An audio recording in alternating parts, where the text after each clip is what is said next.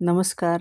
आज आपण सुंदर असा एक गोडाचा पदार्थ बनवणार आहोत आणि तो अतिशय सुंदर असा आणि अप्रतिम चवीचा असा आहे. आपण बनवणार आहोत मोकळं असं कलाकंद आणि त्यासोबत सुंदर असं घरचं ताजं बनवलेलं दही.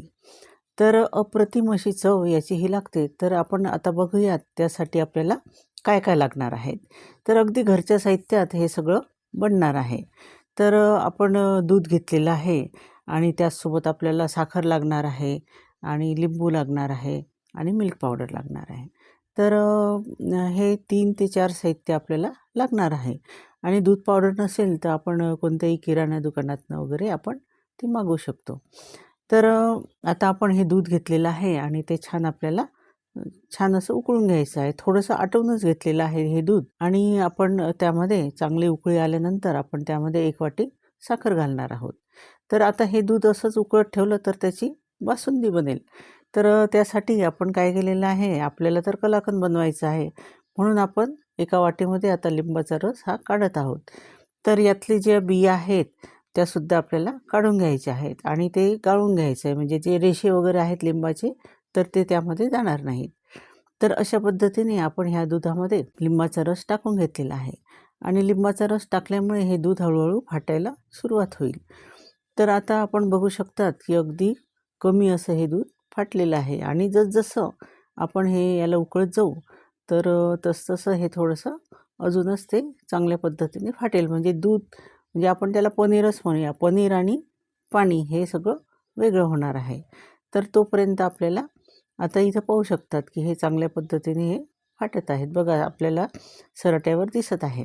छान असे गोळे त्याचे तयार होत आहे. तर या ठिकाणी आपलं हे दूध छान पद्धतीने फाटलेलं आहे. पाणी वेगळं झालेलं आहे आणि पनीर जे आहे ते सुद्धा वेगळं झालं आहे. तर या ठिकाणी आपण 1 वाटी मिल्क पावडर हे टाकून घेतलेली आहे. त्यामुळे अतिशय सुंदर असं टेक्स्चर आपल्या ह्या कलाकंदचं येतं आणि खायलासुद्धा ते अगदी अप्रतिम असं लागतं. तर आता याचे हे गोळे खूप मोठे मोठे झाले आहेत त्यामुळे आपण हे विस्करच्या साहाय्याने हे गोळे जे आहेत तर हे आता मोडून घेणार आहोत. तर या ठिकाणी मी एक टिप देऊ इच्छिते की आपल्याला लिंबाचं प्रमाण हे कमी जास्त लागू शकतं. मिल्क पावडरमुळे अतिशय सॉफ्ट असं आपलं हे कलाकंद तयार होतं आणि मैत्रिणींनो तुम्ही जर विकत घ्यायला गेले तर 500 ते 1000 रुपये क्वालिटीप्रमाणे त्या दुकानाप्रमाणे आपल्याला हे मिळतं. तर आपण असं घरच्या घरी तयार करू शकतो आणि हे सुंदर पद्धतीने पहा आटलेलं आहे. अजून थोडंसं आटवलं की आपलं कलाकंद हे तयार आहे.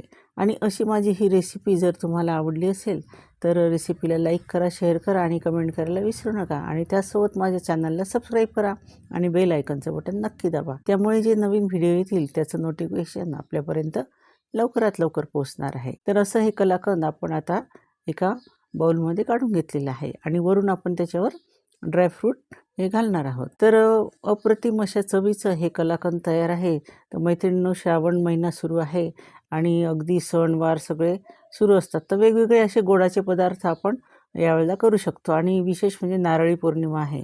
तर आपल्या भावासाठी आपण सुंदर अशी आपल्या हाताने तयार केलेली ही मिठाई जी आहे तर ही करू शकतो. आपण ही वडी केलेली नाही आहे. तर आपण छान पद्धतीने याचं मोकळं असं कलाकंद आपण हे तयार केलेलं आहे आणि दह्यासोबत याची चव ही अतिशय अप्रतिम अशी लागते. कारण हा गोड आहे, कलाकंद हे गोड आहे आणि थोडंसं म्हणजे कमी आंबट. म्हणजे ताजं जे दही आहे ते कमी आंबट आहे आणि त्यासोबत ते दही म्हणजे विचार म्हणजे अगदी सांगूच नाही शकत मी, शब्दात वर्णन नाही करू शकत अशी अप्रतिम अशी चव याची लागते. आणि आपण करा आणि पण घरीच तयार केलेल्या कलाकंदच्या चवीचा आनंद घ्या आणि इतरांनाही आनंद द्या. धन्यवाद.